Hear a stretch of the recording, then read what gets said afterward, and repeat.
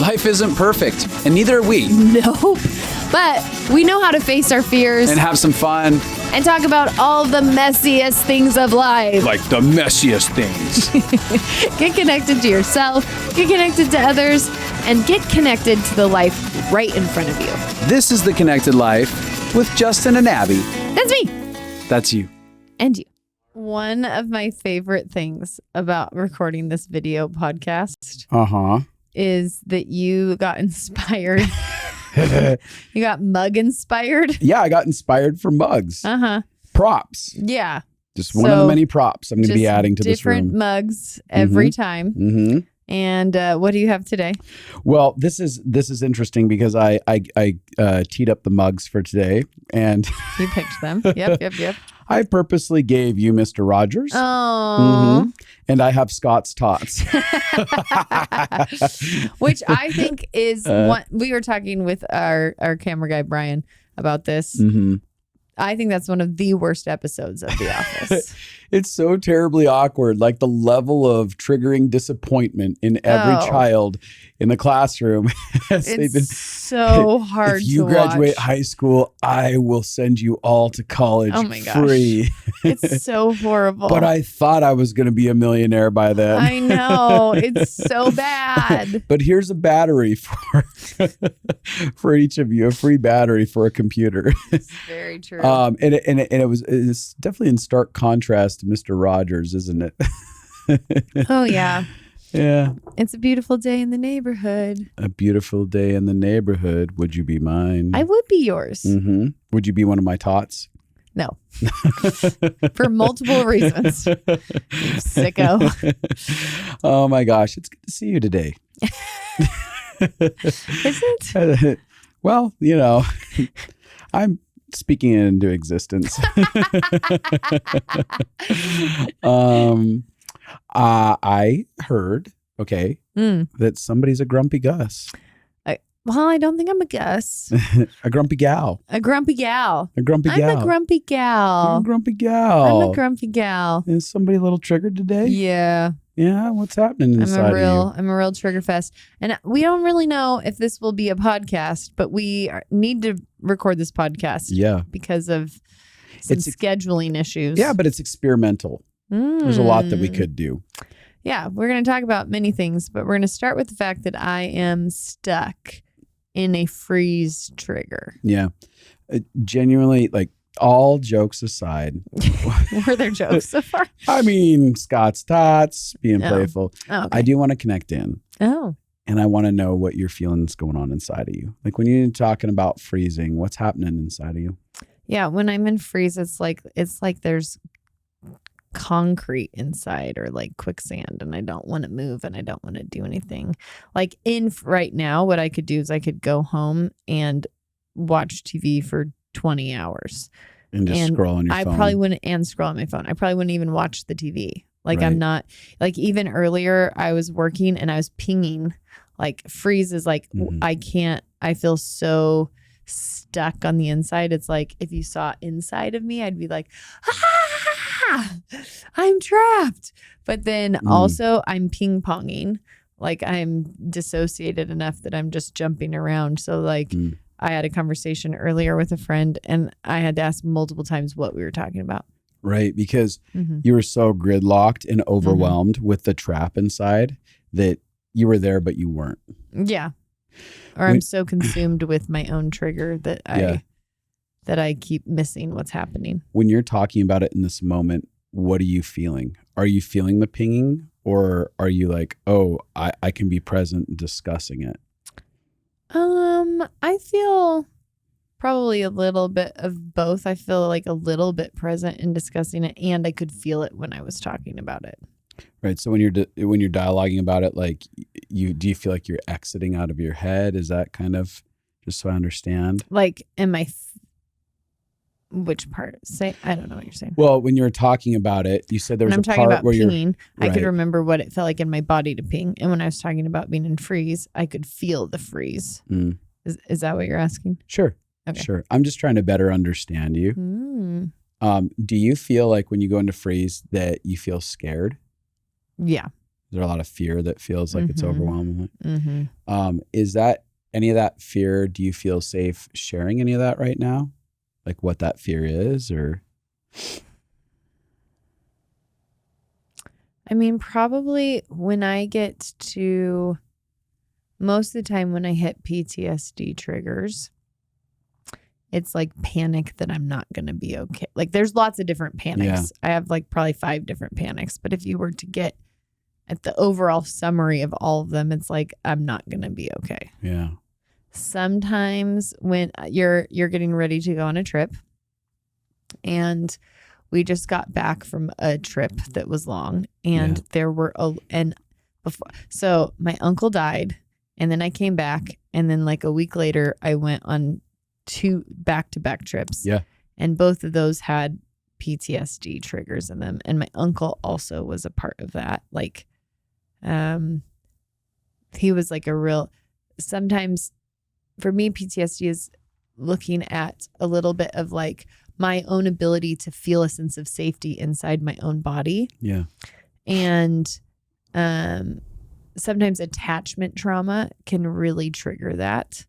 So like my uncle dying was, I felt a lot of safety from the family connection we had, but then also a lot of loss of feeling like one of the safe people is gone. And then I had more triggers come up on both of the trips, and traveling is just sometimes still hard for me because of. Yeah. I mean, you haven't done you've just been re-engaging traveling for the last few months. And then all of a sudden I did back-to-back trips. Yeah. Which historically your body was getting really bad when you were traveling, years ago. Yeah. Speaking. So it makes sense. And then you're about to go on a trip. And I realized that today, and then realized I was wrong about how long you were going to be gone for. And when I realized that, I was like, the feeling of like, but I'm not actually in a super great place right now.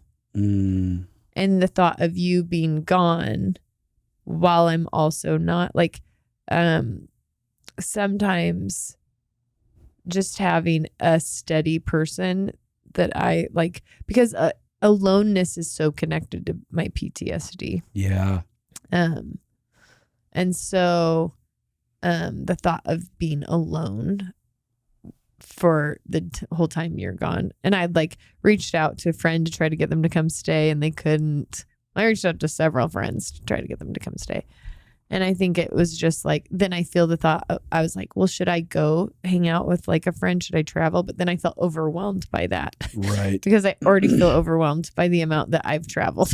Yeah. And I just want to be home and live some normal routine life. Like there's a lot of things I just need to get done, and it's harder to do when you're traveling. So I think I just kind of felt like I feel fear, because it's not even happened yet. It's just, I feel fear about being this triggery and then having you leave for a long time.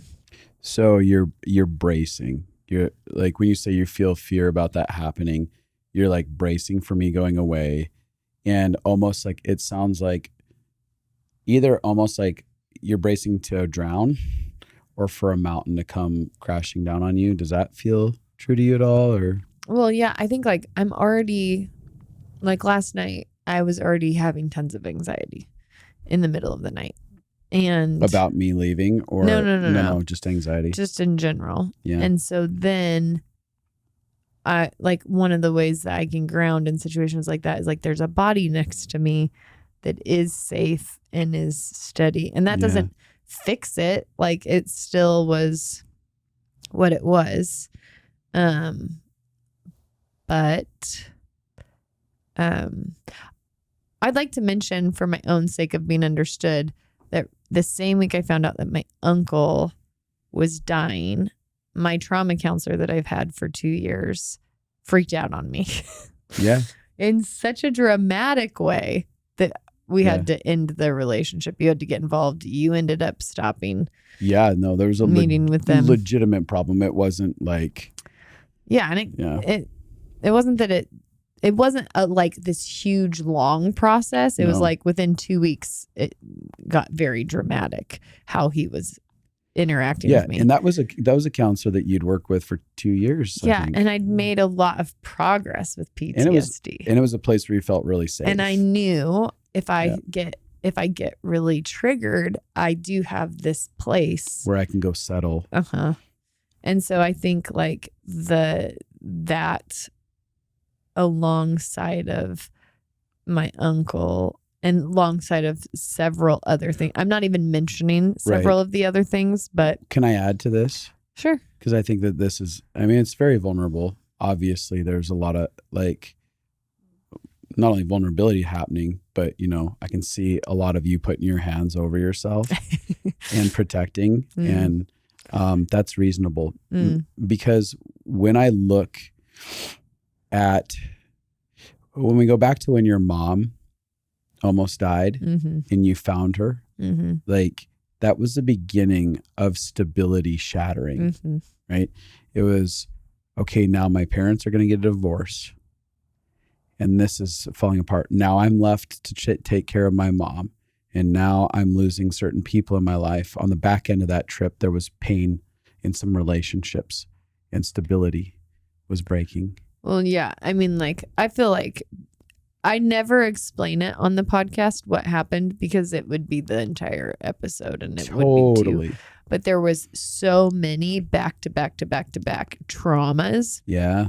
And things of like not being able to count on people. I say I lost about 20 primary attachments in a short amount of time. Yeah. So it was like from losing. There was really only Pizzi left. Right. And when I say that, I should explain, like, you didn't go anywhere, but you had a nervous breakdown just at the same time. Right. The timing is hysterical because most of our marriage. It was literally the perfect storm of destabilization. Of destabilization. Because you had never, I mean, you've always been super stable. Even though you've had your own issues, you've had PTSD, you're very naturally stable. Yeah. But the one season where everything broke, you broke also. Yeah, all at the same time. It was a wild scenario. It wasn't a great time for all of that to happen. Yeah. But what you're describing, like Johnny, it represented stability, like a face of stability that showed up. Yeah, in the season that I was the most triggered.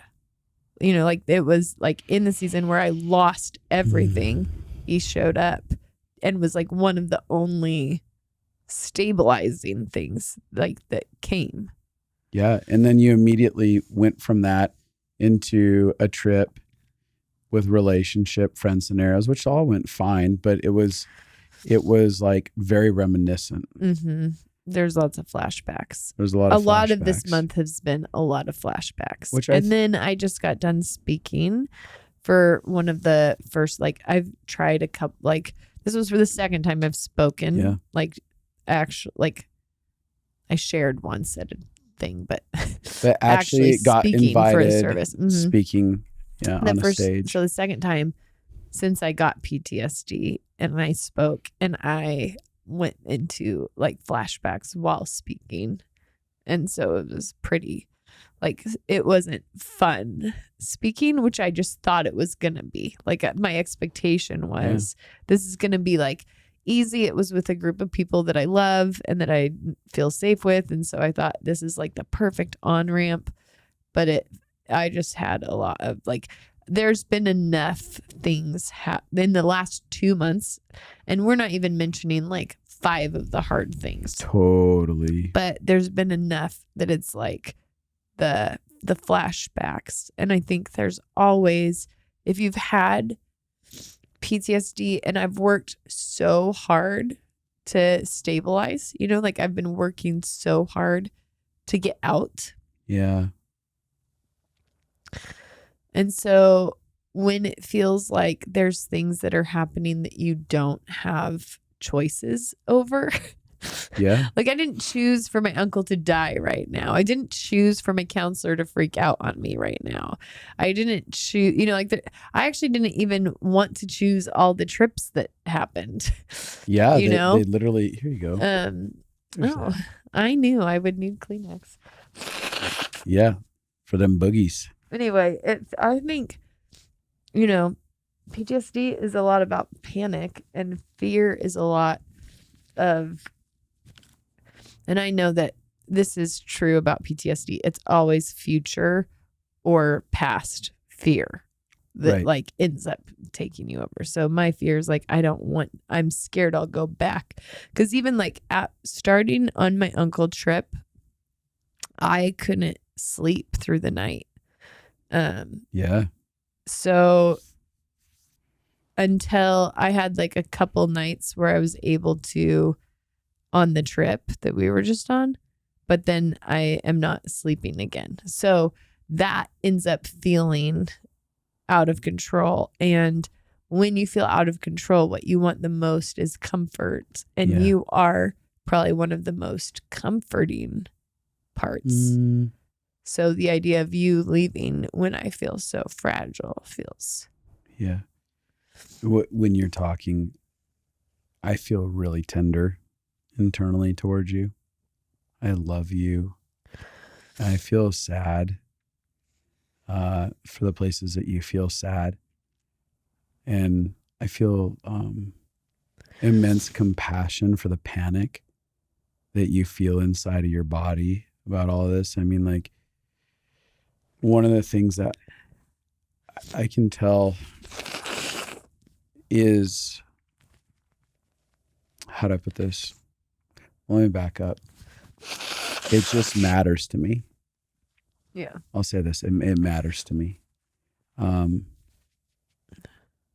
Watching you go through your process years ago, and then watching the counselor situation and Johnny, I felt wrecked for you inside of that. And, you described your moment speaking where everyone was watching you speak and they're just like, it's amazing. Totally. And I thought it was incredible, not just because I'm your husband. I would have been like, no, that didn't go well because totally. I'm so direct. Yeah, you are.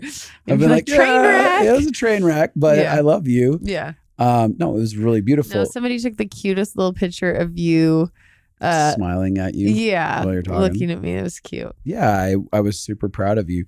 But what you described to me is that multiple times you felt panic in your body, full blown ready to go into a panic attack, which you couldn't see externally that was happening. Totally. And it made me think man, she must have felt so gridlocked. You talked about feeling trapped. How trapped you must have felt. I'm on stage. I can't. And I can't access comfort. Totally. Well, I don't know what to do. I can't. Right. I'm pushing what through I'd this. like to do is go lay in a ball. Stop mid speaking and just be like, someone hold me. And there was no place for that to happen for you. And I look at that. Well, I don't know that I quite imagined just doing that in the middle of it, but yes. Well, I'm saying that what I'm saying is that it would have been nice if you could have. Been nice, yeah. Right. But you didn't have that. And you were in the middle of panic. And I'm like, oh yeah, you'd feel really trapped inside of that space. Yeah. And I think that's a familiar thing for a lot of people as well, as a side note, is that we're walking through life in these flashbacks, in these trauma moments that are very real. And it's I don't feel seen or understood. I don't feel like I can get to what I need.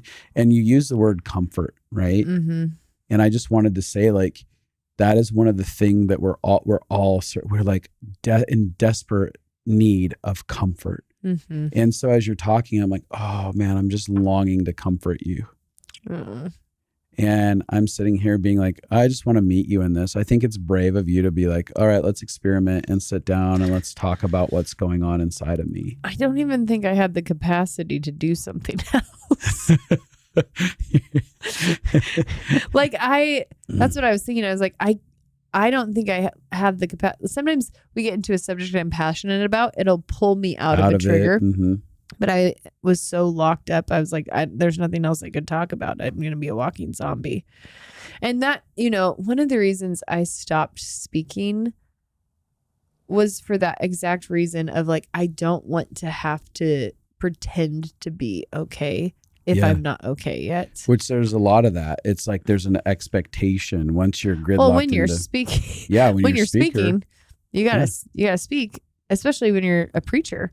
Yeah. Not only do you have to speak in front of people no matter what's going on inside of you, you also have to talk hopefully, no matter what's going on inside. You don't get to get up on stage and be like, look, I'm having a shit day, but God's good. I mean, like, whatever. Yeah. I think you also have to take care of a lot of people's needs in those situations. Mm-hmm. Your needs. It's the thing about feeling like you have to perform. Yeah. Instead of getting to take care of yourself. Yeah. Which is why I stopped. And I did really feel like, I think the fascinating thing is I spoke. One of the main things I knew I was supposed to speak about was when God does things differently than you think he is. Yeah. Not accusing him. Yeah. And I thought that was hysterical afterwards, because the reason I spoke is last time when I was in Charlotte at the gate, which I just love going there. God told me, when you come back in February, you'll speak. And I was like, okay. Okay. Is that something I should do something about? Or like, okay. And then like, do I awkwardly call them and say, I'm coming and I'm going to speak on your stage? Totally. It's like, okay. But then like, I just was like, whatever, I'll wait until I feel like I should say something, I guess. And so a month later, the John who leads the gate messaged me and was like, hey, I was just, maybe he was praying or thought, I don't know, whatever. I felt like I should ask you if you want to speak when you come in February. And so I was like, oh my gosh, yeah, totally. And it felt so right. And I was like, yeah.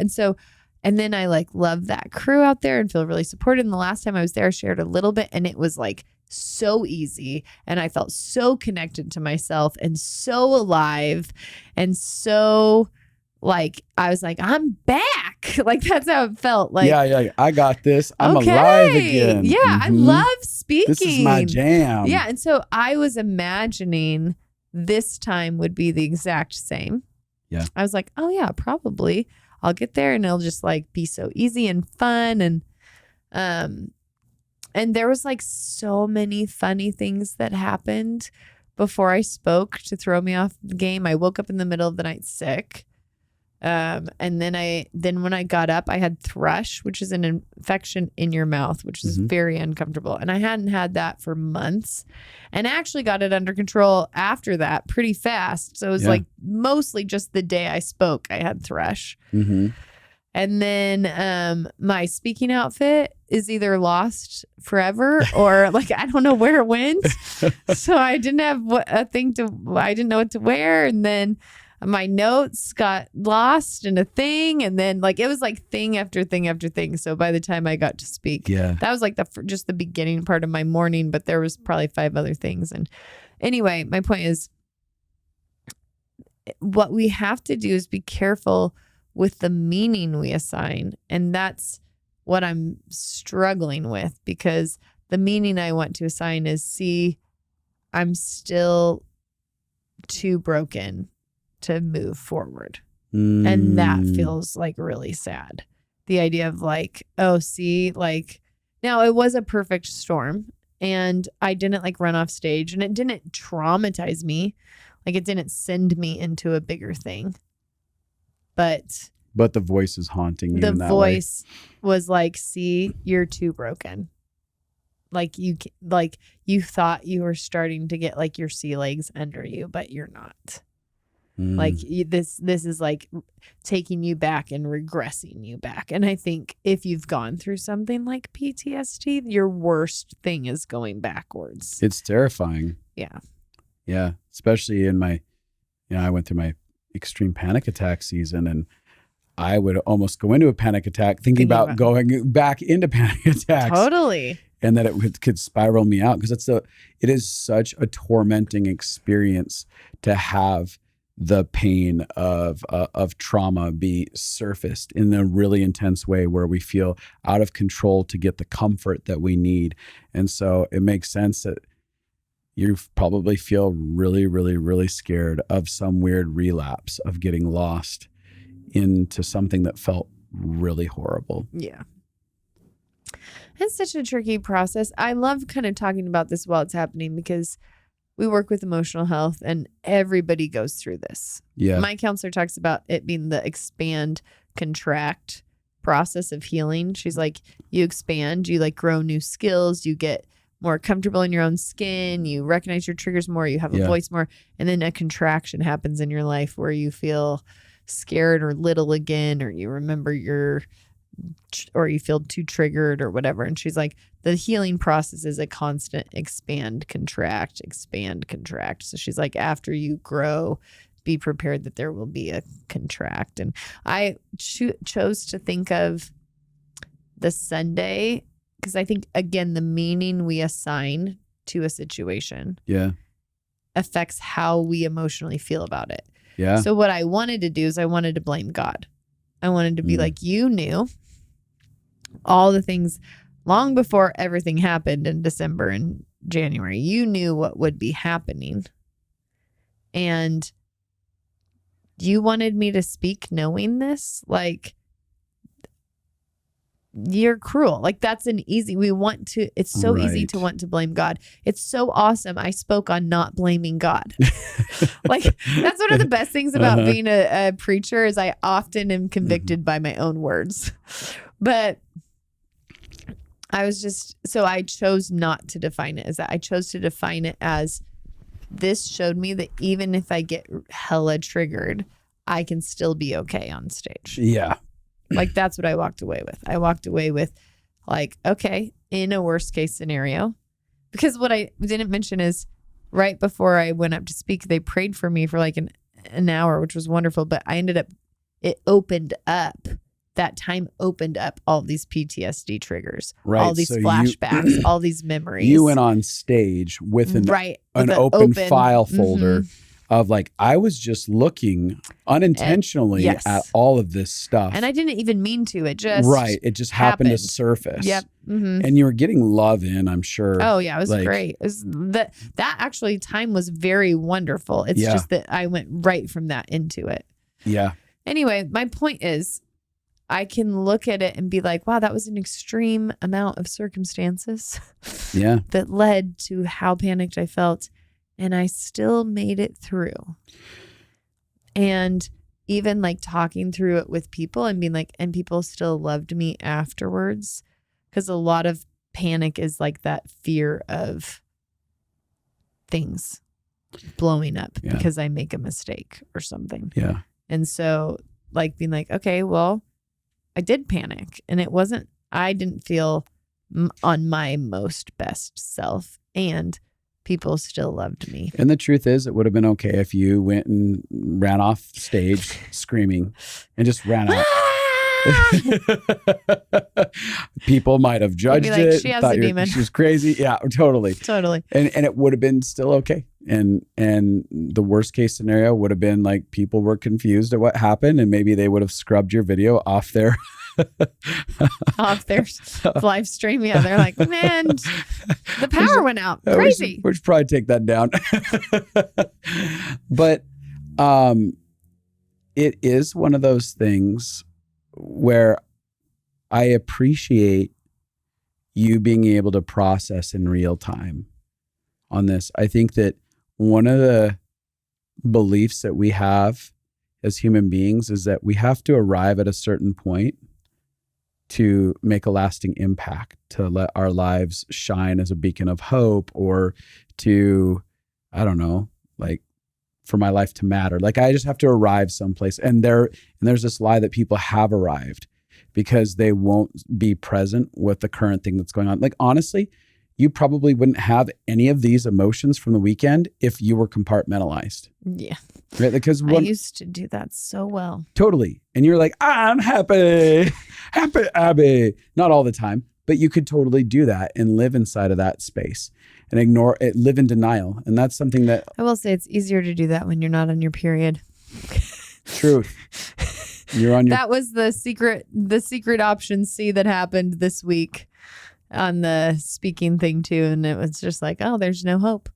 There's no hope for my emotions to stay managed well because my hormones just yell my emotions. Went wild and projected all of them. Mm-hmm. Yeah. But I think you manage yourself really reasonably well considering the fact. But again, going back to the idea that there's something beautiful about when people will be genuine about their process as they're in the middle of the process and doing stuff, because there's just no arrival point. People live inside of extreme denial when they're in public eye or they're teaching or whatever that happens to be. Like they live in denial and they create a very false sense for everyone else of what life's supposed to look like. And I like it. I mean, it gives me hope when I'm like, I live with you. You are a mess. And I am a mess. Yeah. And there's something hopeful about that love can still shine in the midst of the places where we feel incapable. Yeah. And we feel like we want to shut down and we feel like we want to run.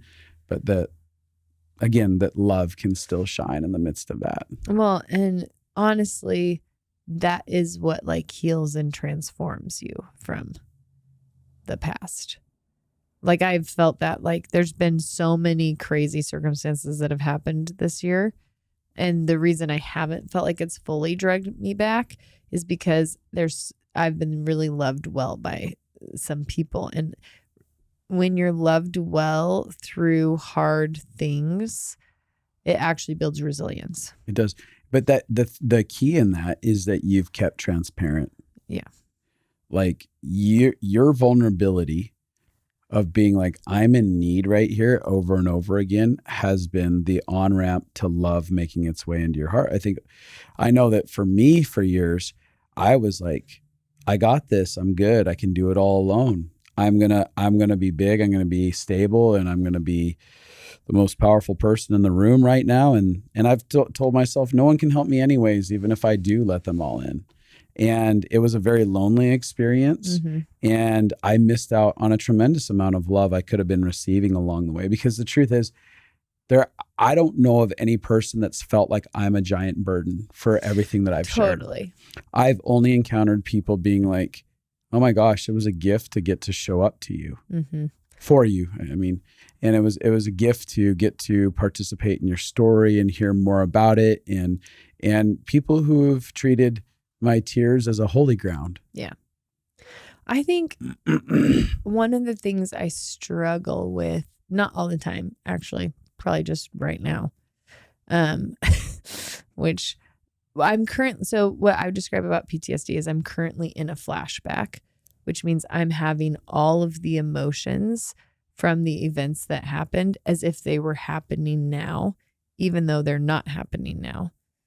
Even though I'm living in a now moment, my emotions are not experiencing now emotions. Right. Now is very different. When I come down, like when I come out of the flashback, I'll feel totally different about life. And this is where some people feel bipolar or like feel like wildly like two different humans, and why it can be overwhelming for people, because while you're in a flashback, all of your feelings feel very real because they're overtaking you. You're lost in the emotions from your history. And then when you come out, you're back to what your normal present is. Yeah. So I'm about to share something that feels very true to me right now, but outside of a flashback, probably not as true. Yeah. But it can feel humiliating to me.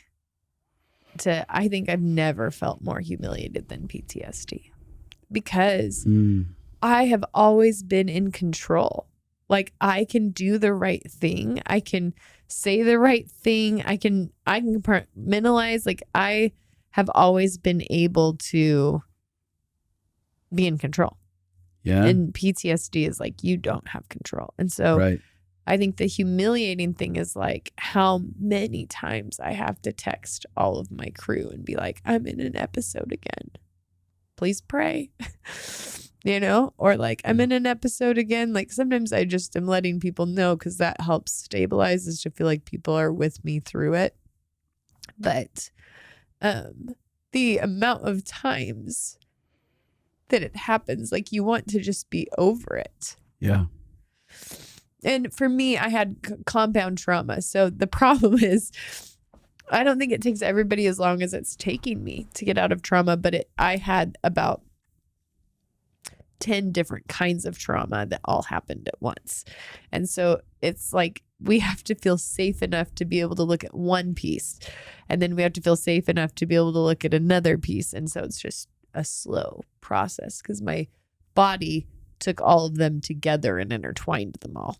One of the things you're talking about is being hijacked. Yeah. I think that's what a flashback does. Totally. It hijacks our logic. Yes. It hijacks our body and our emotions. Uh-huh.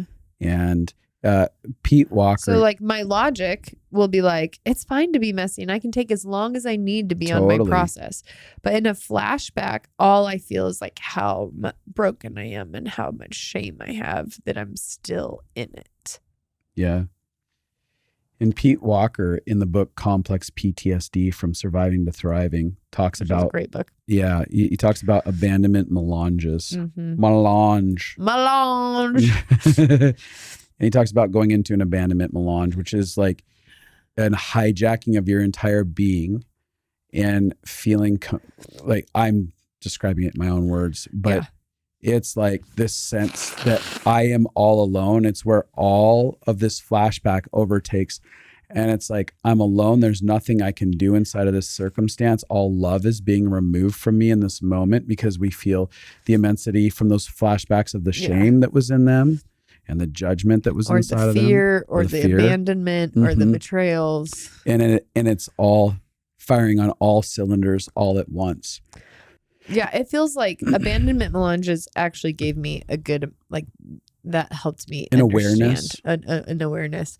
And even like what we're doing right now is we're narrating logically about a lot of the things happening. And what that does is just being able to label it and call it out. Oh, this is what this starts to give you a little tiny bit of space between you and your emotions. So even me saying I'm in a flashback, that starts to ground me into some kind of reality for my presence, a truth. Or I'm in an abandonment melange starts to, or like another word I use for abandonment melange is an attachment crisis. Yeah. Like, and if you've gone through an attachment crisis season, like I will just have waves. If somebody does something that feels, remotely similar just in my body to something to the big bomb drop in my life, then I'll go into an attachment crisis. Where I'll start to be like, no one's safe. Can I trust anyone? I'm alone. And to me, it just an abandonment melange or an attachment crisis feels like a huge hole that you go, like, it's like you're like walking along and then you're in it and it's dark in there and you see no one and nothing. Yep. Yeah. And that's where extreme feelings of like hopelessness and powerlessness and what's the point? Monster takes over. Like, what's the point? I'm all alone. I'm never going to get out of this. I'm never going to get out of this. I'm never going to move through this. This is how it'll be forever. And the best thing I will say about doing this for a couple of years is that I know that it is a lie. Like I know, I always get out of this. Yeah. Because I've started noticing it. When I'm in it, I'll feel it and I'll label it. I'm in a flashback. I'm in an attachment crisis. I'm in an abandonment melange. And then when I get out, I'll be like, I feel back to my sense of self. I feel back to hope. I feel back to positivity. And so because I've labeled it, I can now be like, I've come out of every flashback. Oh, yeah. Even by calling it a flashback, it starts to create in your mind, this is not current reality you're locked into for the future. Yeah. But I would say most people I work with and talk with have no concept about flashbacks. So they can't even say I'm in a flashback. And it's not always, I often don't have the memory flashback first. I normally have the emotional flashback first. Right. Do So you want to explain that? well, yeah, the emotional flashback is you're caught up in the emotional experience that was maybe 10 years ago. Mhm. It happened, Mm-hmm. but it feels very real to this very present moment. And my mind will make up that it's about what I'm looking Yeah, at. it's My about mind this will say that it's person. about this moment. So let's say, like, wasn't aware. I could say, I feel this alone because you're about to leave me. Yes. And my brain would then tell me that's logical. Yeah, He is he's about to leaving leave me. for a while and you are going to be alone. And that is why this is happening. And it destroys marriages, abandonment melanges, and Yeah. attachment crises because I will blame whatever I'm looking at until I can really say And then I'm caught in it. try to fix the thing that's right in front of you. So a lot of people do that, which is like, I need you to not go on this trip. You're abandoning me. Like, we were just using the trip as the example, Yeah. right? Whatever it happens to be. And then all of a sudden you're fighting. Control starts entering in. I need you to change what you're doing so that I feel better. That doesn't mean that there doesn't need to be change in some circumstances, but we end up trying to control this thing. And we get a temporary relief for a historical problem that actually isn't resolved. Yeah. And then you do it again. Yeah. And then we just cycle it again over and over again until we stop the cycle. Yeah. And start going back. Yeah. Did you have more on that? Well, let me say this. You made a point that a lot of people don't understand that they're in a abandonment melange or an attachment crisis or whatever. And I think that that has been, again, going back to this, it has been the most profound thing to understand that because, again, a lot of people just feel like life is shitty. And they're like, oh, this is just a terrible day. It's a terrible life I'm stuck in. And it's like a lot of the emotions that are hijacking people from day to day are historical. And until they take care of those, they're bound to feeling like, oh, I'm just always depressed. My life doesn't matter. It's hopeless. But when I could even identify like, oh, this feeling right now isn't about my current life circumstance, I started getting relief. Like you said, you talked about the distance. You're like, oh, it starts like just slow. a little bit of separation between you and that big feeling. And my awareness of that now creates big separations really fast for me, as opposed to like, I just got a little tiny bit. Now it's really big. Cause I'm like, oh, this is a flashback. All right. What do I need to do to take care of myself? And I've learned how to take care of myself. I think part of taking care of ourselves when we're feeling these intense trappings is the vulnerable dialogues. Yeah. Which is something it's happening live for us right now, is you talking about, here's the reality of what happened to me both years ago. Here's what happened recently. Here's where I'm aware that I have pain about them both. And what I like is that you're not lost in judging your most recent situation. Yeah. Because if you were just pointing at the most recent weekend, totally, we would go in this loop for a very long time. Well, and I've done that before. And that's what OCD looping is for me. I was talking about this with a friend. I do OCD loop. That is a trauma response for me, where I analyze and logically they also call that ruminating. Yeah, I go over and over and over and over again. Oh my God. Once I told Pizzi, when I told Pizzi I had OCD, she laughed so hard. She was like, our whole childhood makes sense now. Because I would process the same issue with her 5 million times. And it didn't matter what she said or what we did. There was no resolve ever. And what I didn't understand is most of the time I was just in a flashback, but I was OCD looping about the current things that I could look at in my life. Right. And so, what was my point about that? So if I am not aware of the triggers underneath, I was just talking to a friend about this because I went on a trip with her and I OCD looped about one of the people on the trip. I was like, I don't understand why they're doing what they're doing. I don't understand why nobody confronts them about why they're doing what they're doing. And eventually she got to the point where she was like, I actually can't have you keep talking about this. It's going to start affecting me. And I was like, oh, okay. And that was good. that was like a good boundary for her to set. It didn't hurt my feelings. I was like, yeah, that's great. I can do that.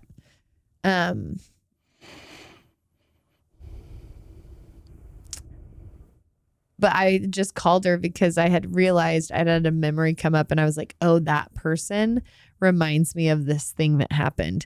And the reason I OCD looped is because I wasn't looking at what is this from my childhood? What is this from my past? What's going on? I was OCD looping about this. No, this is about this person and the unjust behavior they're doing to the people around them. But when I told her about the memory I had come up from my history, she was like, I didn't even have to tell her, that I was in flashback. She was like, oh my God, okay. The whole trip makes sense because you were trying to figure out that thing that had happened to you. But you were doing it by trying to OCD loop about this. And that happens all the time. Like if I'm OCD looping about what I said on an interview or what I said when I spoke, typically my brain is trying to fix something because it feels a trigger. But if I can get to that, what is really my fear, what is really the vulnerable thing underneath it all, then I can typically get out of the OCD loop cycle. For a quick second, I'm curious, what are you feeling inside of you because you're talking about describing, and as you can become aware of something, you start the slow process of separating. What's happening internally in your body as we're dialoguing? Yeah. I mean, I feel a little bit like I noticed that a couple of minutes ago. I was like, oh, I'm not grabbing myself. I noticed that a couple of minutes ago that my hands I watched your hands were separate. open and I was like, that's relaxed. interesting. I'm seeing them relaxing. So I noticed that and then I felt proud that I noticed it because I used to not be connected to my body enough to even notice. So, and it's really helpful having like a partner who reflects this stuff because I didn't notice. I was like vice grip grabbing. Oh, I know. Myself. It's like that other hand's going to probably go to sleep. Totally. Yeah. From the circulation being cut off. So I noticed that my hands had like widened and I felt like, wow. And then I felt like that's good. That means I'm feeling a tiny bit of relief. And then I noticed even when my hand went back to it, it was like a soft resting, not like a gripping for panic. Yeah. And so I was like, okay. But again, I felt really proud of myself for noticing my body. And then in trauma, a lot of what we're looking for is that 1% to 5% difference. So instead of trying to feel better, which this is what a lot of people are trying to do. To get up to 100% better. I want to get out of all of this pain I'm in. I want to have be completely out. Instead of that, I'm looking for how do I feel 1% to 5% better. So that's what I was noticing. I was like, wow, okay. We've gotten in this conversation to where I feel like 1% to 5% better. I feel like 1% to 5% more relaxed in my body. I feel a little bit less like concrete in my chest. And so then just trying to think about that and then just feel really proud of that. And then instead of thinking I have to get all the way, just feeling like, okay, we did something here. Yeah, I watched midway through, not only where your arms had relaxed, but I saw the countenance on your face lift. And I could feel you taking like deeper breaths. Like I was noticing. Could you feel me taking deeper breaths? Breaths. I think breaths is such a hard word to say. It sure is. Sure is. It sure is. But I could see your chest like opening up, your breathing pattern as you were talking. I'm like, oh, I can feel her relaxing. And I saw it relaxing in your shoulders and stuff. And I was like, one of the things that we're doing here is we're having an open, honest dialogue. I'm not fixing you. And this is one of the things But I was feeling, can I actually cut you off? Yeah, please do. I was feeling like, oh, I'm feeling connected to you in this process with him. And connection is what is safe. Yeah. You know, like I'm feeling like he's not judging me. He's not mad or trying to get me somewhere. Like he's just being here and he's being tender with me and he's attuning with me. And that felt really good. Yeah. Yeah. There's a sense of like, me not needing to get you somewhere. Like I'm not frustrated that I was just like, let's go on this journey with this podcast. Let's see what happens inside of this moment. And I don't have an agenda. And I think that again, like this exchange that we're having is a live experience of like, you don't have to try to fix someone. You can be present in their story and ask them questions. If you're not scared of what might come up inside of yourself, or you're not scared of the responses that you might get, like, or if you're not scared that if you feel the pressure to have to fix them and for that to be love, or to make them feel better, for that to be love, it'll hijack connection altogether. Because either your walls go up, you get tense yourself, which all they need is peace and love on the other side. Like the more that I can be settled in my own skin, it's actually regulating. It helps regulate your body to feel someone else that's chill versus like, if I'm sitting here in anxiety, like come up with the right answer. You need to fix her. I just exacerbate the dysregulation in the situation. But my ability to settle in and be like, there's no agenda. It matters to me. I'm thinking, like, honestly, I was thinking about your whole story, right? And like, there was times where I was like, oh, I want to cry. I want to cry for all these moments because I know that there's a longing in you to get back to a part of yourself that feels like it got lost back here. And I was like, oh, I can see how precious her heart is. It misses a part of this experience of who she was being expressed. And she's like, doesn't still have all the tools to get to that expression yet. And so I was just having compassion for what you felt was lost, not just the pain of certain relationships lost, but a relationship with yourself. Myself, yeah.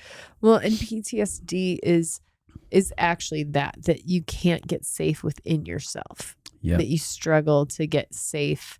You struggle to feel a felt sense of safety inside of yourself.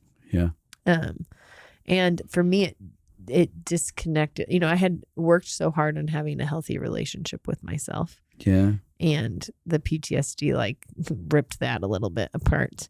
And I was thinking about this. What were you thinking something? No, go ahead. I was thinking about how there's two ways you could define my life. I worked really hard to get healthy and I had so much breakthrough and dramatically changed my life. I had so much self-hatred and shame and suicidal ideation and some panic attacks and depression, all that stuff. So, and then I worked my way into a really healthy place or like much healthier. Yes. And then I had a bomb drop in my life and I went back. Yeah. And it felt like you went back. Yeah. And, but the thing that people don't know is the hope that it gave me is that I got out once. Yep. So I know I can get out again.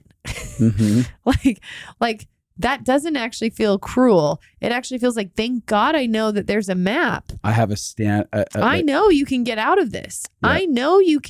I know that this torment is not what life is. I know that there is a way to live where you feel alive and loved and able to love and not like everything is happening to you, but you feel powerful and where you can step out of the trauma cycle. Yeah.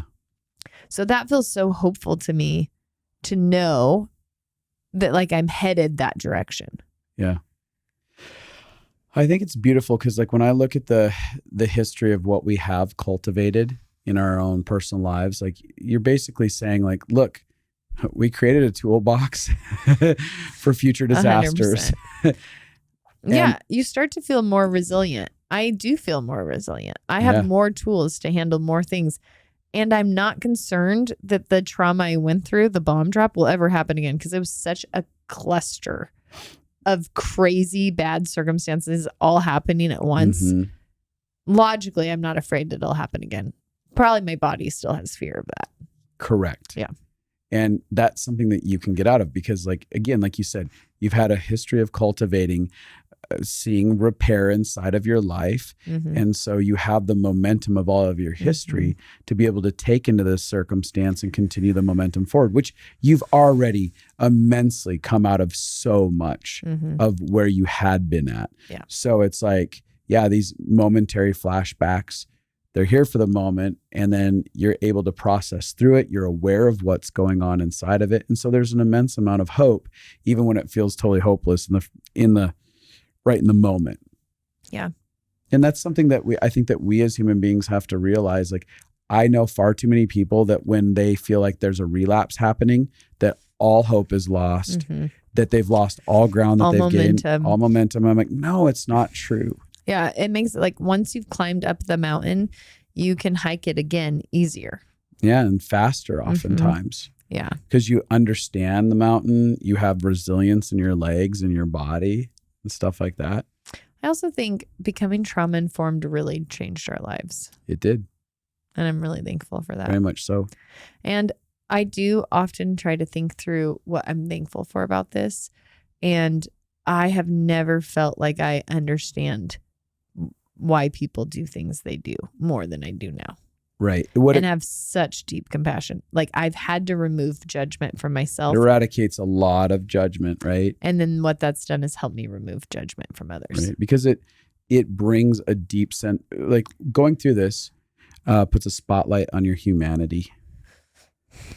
How entirely fragile it is to be a human. Totally. And how we can want to be so loving and kind, and also can have so many needs to protect ourselves to survive. And it shines a light on a lot of the messiness that we express in humanity isn't just character flaws. Yeah. Which that's something that a lot of people is chalked up to. Totally. Well, this person just has terrible character. Yes. They just need to have more honor, respect. They're just a bad person. I don't know, whatever it is. But I'm like, no. When you get into the depth of the story of each individual story, and you can humanize them and see the reality of the trauma, the pain, the disconnect from love that they've experienced, their actions now make sense. It's not just character flaws. Yeah. There's a lot driving it. And again, what it does is it creates, you said, compassion, sympathy, empathy. It doesn't mean that there's not still challenge, like that doesn't mean like Justin's like, sure, I have so much compassion for you. Just stay this way forever. And I'm unaffectable. Yeah. But it causes us to relate to humanity through a lens of love. Yeah. So, although every once in a while you got to check it, because sometimes you'll be like, you have not been through this much trauma, get over it. And then you got to like recenter to love. Yeah. It's very true. When you see those people who haven't gone through trauma and you're like, what would that be like? Yeah. Yeah. That's real. Anyways, I really appreciate you sharing. Yeah. Thanks for being so kind. Yeah. I appreciate your tenderness. Yeah. We've really worked it. Can we just say in our past? Yeah. When I'd have flashbacks or trauma or periods that I didn't know how to articulate and be vulnerable and share. And so this would come out in a huge emotional outburst. Yeah, a lot of times, well, it would come out in blame towards me in certain aspects. Yeah. That was very painful. And then because I believe that I had to fix something that I didn't understand. Totally. I also just wanted to stop it as fast as possible. My whole system. Now I'm like, oh, she's in a flashback. She's going to be okay. And she's also not aiming, guns at me in the middle of it, which is really helpful. So I just appreciate it. I wish I could give that to a lot of people in marriages. What's that? The ability to have big emotions and not necessarily aim the blame gun. Yeah. But be able to like share. And I think the key is the safety we're both bringing. I'm bringing the safety of sharing about me. Yeah. Not you and my vulnerable emotions. And even like me talking about you leaving, it was in context. So it wasn't just like you leaving is what is causing all of my feelings. I want to add this. We're watching Love is Blind season 6 right now, which we want to do commentaries on. We're going to do some reaction videos at some point maybe. But we're sitting there and I'm watching this couple, Jess and Jimmy. And Jess, I think her name's Jess, she has a history of being in the foster system and losing her dad to suicide and all these deep, painful things. Yeah. And she has a child, and the gist of it is that, Jimmy basically is just like, I don't know if I can do that. Yeah. And he's really working through the process and asking the questions if this is the route I want to go. And when she got too vulnerable, she all of a sudden goes into what feels like a huge flashback. She can feel abandonment and stuff. Yeah. And she immediately goes into blame. Yeah, I watched her and actually felt triggered, not because of her behavior, but I was like, I know what that feels like. Mm-hmm. Like I watched her and I was like, she's in a flashback. She is like not in the present moment and she's doing whatever she can to try to protect herself again. Mm-hmm. And I felt triggered because I could recognize in myself those feelings. Yeah. Where she went launched into blame, and I could understand why she felt so rejected that to try to gain a sense of power back, she wanted to reject him. Like if I reject you a little bit or blame you, then it means I'm not as bad. Which he had done nothing wrong. I mean, he just was being like, I'm working We out. don't know that he did nothing wrong because we haven't seen all the that footage. we're aware of. But what we're aware of. There, he's just contemplating and trying to figure it out and stuff. But again, it goes back to, if she had had the capacity to be vulnerable and connected to the idea that she was in I'm in a flashback. Yeah, like, I can tell I'm overwhelmed. I'm feeling so starting exposed to get hardened. Yeah. And rejected. And I can feel like my walls are going up here and I don't want to do that with you, Jimmy. Yeah. I'm just feeling really scared. I'm letting you in. It probably would have melted him. Like if she could have kept her walls down. Yeah, it's just so free. Like that's what we're all trying to learn. Like I watched that being like, I don't know if I could because I could tell her trigger was so deep. Those ones are the hardest ones to control, but that is what we're working towards, is that self-control, that when you feel those deep flashbacks, those deep emotions, that you like pause, slow down, and try to what? Explain what's happening. Yeah. Narrate. Yeah. Well, with that said, I think it's the last week for Living Fully Alive. Yeah. What a funny episode. But honestly, do it, because the pathway out works every time. The more you learn love, I'm doing the same work now that I did before, and I have hope because it does work. Yeah. And the ability to be vulnerable, like what I just did, and have somebody listen to me and be with me. You get that in the immersion program. You get to actually feel that connection with each other. You get to feel that camaraderie with each other. And I haven't told anybody this, but I'm thinking about this being the last time we run Living Fully Alive.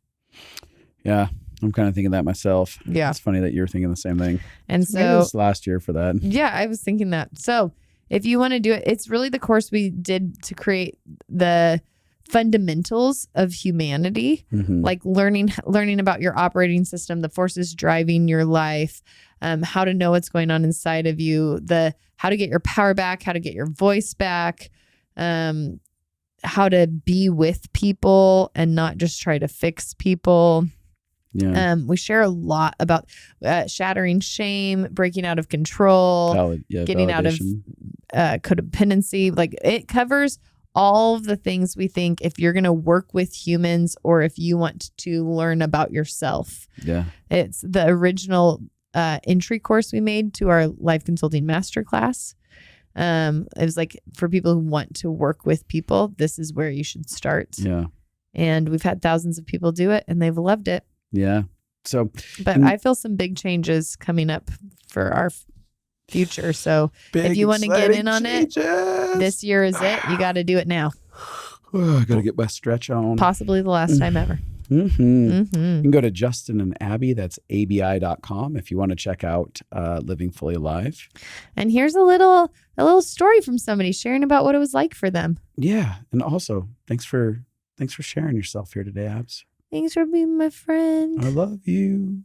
You're being a good friend. All right, check that clip out now. For me, the biggest thing is learning to receive love right where I am. I can have a to-do list that's not completed and I can still be loved. or I can mess up and still be loved. I've been putting my hand on my heart like multiple times a day and just speaking to my heart, which I thought was super weird at first.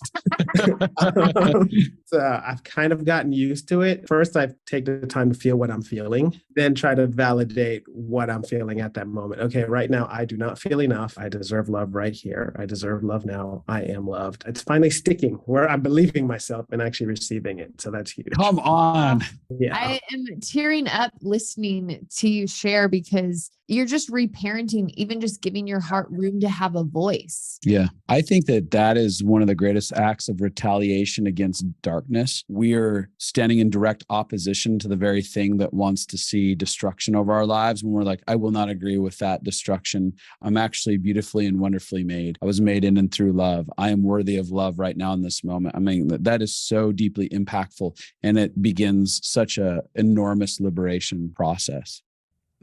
Bye.